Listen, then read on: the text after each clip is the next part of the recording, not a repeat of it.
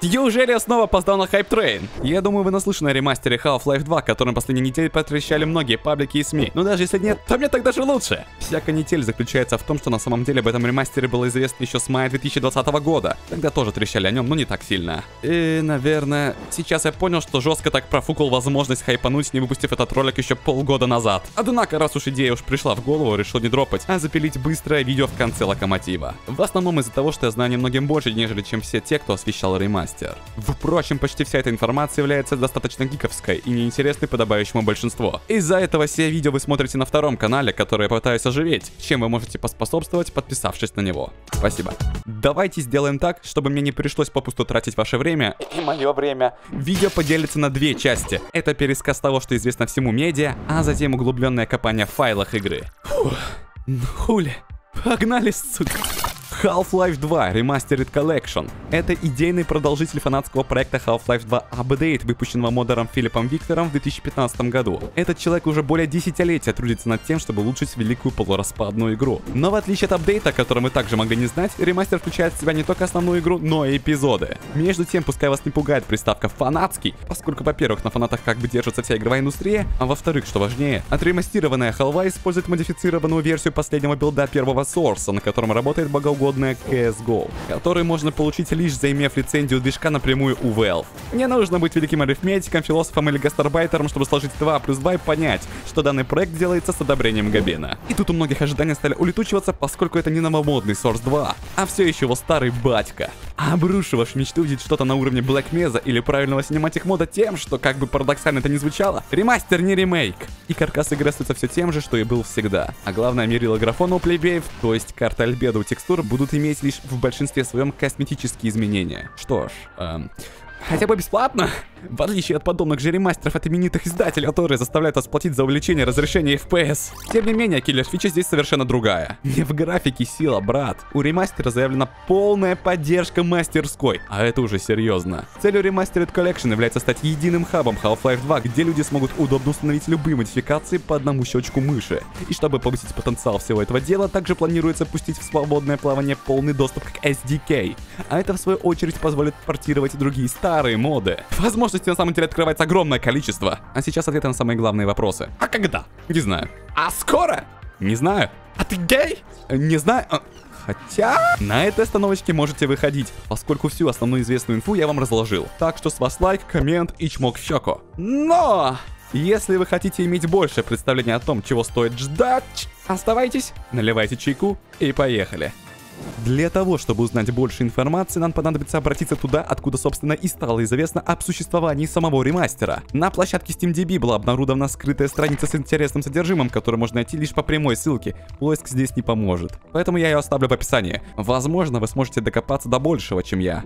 Самый большой прикол в том, что здесь можно найти, помимо сводной информации страницы игры в Steam, также полноценный билд со всеми файлами и их названиями. Вау! Это было так просто? Правда? Открыть их, разумеется, мы не можем, но расшифровать сложные, непонятные простому обывателю аббревиатуры вполне возможно. Первым делом взглянем на размер всего билда, последнее обновление которого зафиксировано лишь 2 месяца назад. Максимальный размер коллекции на данный момент и составляет 18,8 гигабайта. Держите в голове, что внутри не только обычная вторая халва, но и 2 эпизода. Для сравнения, обычные версии этих игр вместе весят 11,8 гигабайта, то есть на 7 гигабайтов меньше. И тут становится ясно, что ни о каких 4К супер-дупер текстурах высокого разрешения речи не идет. Но и сказать, что вообще ничего не изменилось, тоже нельзя. Так, к примеру, BSP-файлы, которые являются расширением для внутриигровых уровней, пополнили более чем в 2 раза. Хорошо накормили. Помимо билда, судя по названию, который является обозрительным или обозреваемым, в наличии еще несколько заглушек для релизных билдов, один из которых имеет метку X64. А вот это действительно сильно. Первый Source всю свою жизнь работал только на 32-битной архитектуре, а его последний рендерер не вышел за пределы 9-го Дирекста, что ведет за собой жесточайшее ограничение в использовании ресурсов системы. Так, например, если вы не прогуливали уроки информатики, то вы помните, что 32 бита могут работать только с количеством оперативной памяти менее чем 4 гигабайта. Это включает в себя и память в видеокарте. А попытка перебороть эти ограничения может вылиться в утечку памяти. По итогу мы имеем то, что современные системы не могут работать на свою номинальную мощность в таких условиях. А разработчикам, которые в наше время остались зажатыми этими рамками, приходится искать всевозможные костыли в оптимизации отрисовки уровней движком, который упирается в собственные лимиты. И для некоторых станет удивлением, но та же Black Mesa, на которую я буду еще ссылаться, также работает на 32-битной архитектуре и подвержена этим проблемам. Даже не представляю, как им пришлось несладко с Зеном, но это уже офф-топ. В категории остальное, кроме всего, есть подтверждение наличия мастерской. Теперь же окунемся внутрь залитого билда и рассмотрим те файлы, которые показались мне достаточно авантажными. Но хочу обратить внимание, что наличие этих файлов здесь не означает, что они будут использованы в игре. Окей-доки, давайте посмотрим. Первое, что мне пригляделось, это кучка тестовых карт разработчика, и единственная интересующая нас называется DevTest High Poly. Название говорит само за себя. Завезут полигончики? Куда? Почему? Для чего? Неясно. Ну, очень интересно. Дальше. Следующая карта отсылает нас к CSM, который было бы странно здесь не увидеть, учитывая, что Branch двигала от КС, где они присутствуют. Кто они? Отличный вопрос. CSM расшифровывается как Cascade Shadow Mapping. По-нашему технология именуется каскадными тенями, что простым языком можно писать как тени от солнца. И хоть расположение онного статично, сами тени по факту являются динамичными, при этом охватывают весь игровой наружный мир, или же аутдуры.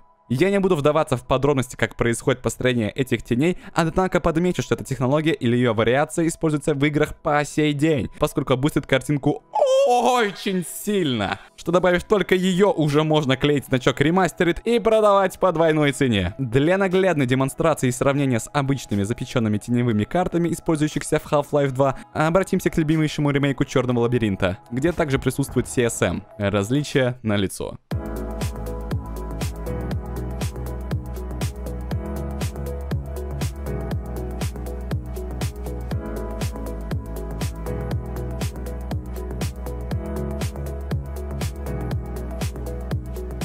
Самым сногсшибательным элементом является то, что тени отбрасываются абсолютно от всего, что есть в кадре. Не недооценивайте тени, ребята. Дальше! Лучшая программная методика для заполнения картинки и то, что красиво всегда, к месту оно или нет, ибо в них есть слово бог. God Rays, a.k.a. сумеречные лучи. В реальном мире их можно увидеть в местах большого скопления пыли, газа, дыма и тумана, когда прямой источник света, зачастую от того же солнца, проходит сквозь них, тем самым подсвечивая частицы. Но в играх этот эффект используется не в зависимости от природы условий, все из-за того, что выглядит он офигенно. Кто-то хочет с этим поспорить? Думаю, что нет. Следующее по списку что-то совсем новенькое, и этого много. Целая стопка шейдеров с припиской Deferred. Что это? В графических движках используются два метода рендера. Олдскульный Forward, прямой, и современный Deferred, отложенный. И я думаю, несложно догадаться, какой из них Source использует по умолчанию. В чем заключается отличие? Если пробежаться вкратце, то Forward Render метод довольно линейный, и каждая геометрия передается по конвейеру отрисовки по очереди, чтобы получить окончательное изображение. При отложенном рендеринге, как следует из названия, рендеринг немного откладывается, пока все геометрические формы не пройдут по конвейеру. Я знаю, что я вас запутал, но в этом и весь смысл этого видео. Короче, в чем весь сыр-бор? Сперва-наперво в производительности, поскольку и дураку понятно, что параллельные вычисления быстрее последовательных. Особенно, когда речь идет о геометрии с сотнями тысяч полигонов. Однако, такое не могут себе позволить все видеокарты, и если у вас до сих пор стоит что-то из каменного века, то мои вам соболезнования. В конечном счете получается, что меньше это больше, и выигранная производительность позволяет добавлять на уровне больше источников света, что глобальных, что простых, не теряя производительность в сравнении с прямым рендером. Правда, у этого есть свои минусы, но опустим их и перейдем дальше! Подъехали визуальные прикольчики, и начнем с того, что в народе известно как мыло. Depth of Field. Сокращенно DOF, а на русском глубина резкости. Это шейдер, симулирующий размытие на фоне целевого объекта. Строго говоря, как это происходит в объективе камеры. Помогает выделить и подчеркнуть что-то в кадре, а особенно в катсценах, которых в халве нет. Дальше. Фильм Grain. Оно же зернистость. Добавляет эффект зернистости на экран, прямо как на пленке. Убийца битрейта перед вашими глазами. Parallax Test, скорее всего, отсылает нас к Parallax Mapping, который используется для процедурного создания трехмерного описания текстурированной поверхности с использованием карт смещения, вместо непосредственного генерирования новой геометрии. Эту методику условно можно назвать 2,5D, так как она позволяет добавлять визуальную трехмерность в текстуры, не создавая при этом и реальные трехмерные структуры. Вот это было бы реально круто увидеть, но слово тест в названии не дает никаких гарантий. Ну да ладно. Поживем увидим. Object Motion Blur. Заинтересует всех любителей каши и размытия, которые могли остаться недовольными встроенным вариантом Source, активирующийся лишь в экстремальных условиях и выглядит как наложенный эффект зумированного блюра, который можно сделать в фотошопе в 2 клика. OMB, в свою очередь, создает умное линейное размытие исключительно у движущихся элементов в кадре. Я бы погонял с ним даже. А пока... Дальше! Следующие шейдеры не менее интересны, поскольку им принадлежит приставка SFM. Что она значит, знают все, я тут не открою вселенную. По моим предположениям, им удалось вытащить исключительные технологии из SFM и встроить их нативно в движок. Многие наверняка замечали, что фильмы, сделанные в Source Filmmaker, выглядят лучше, чем игры на нем же. Как вы понимаете, это неспроста. Screen Space Ambient Occlusion. В народе просто SASAO. Must-have алгоритм, придуманный умельцами из Crytek для первого Crysis, используя буфер глубины, позволяет затенять мелкие детали, где обычные методы освещения шлют нахер, генерируя куда более объемную картинку в итоге. А самое неожиданное для меня в этом билде оказалось наличие чего-то под знаменем Volume Clouds, что как бы в прямом переводе означает объемные облака. И тут лучше просто показать, чем рассказать.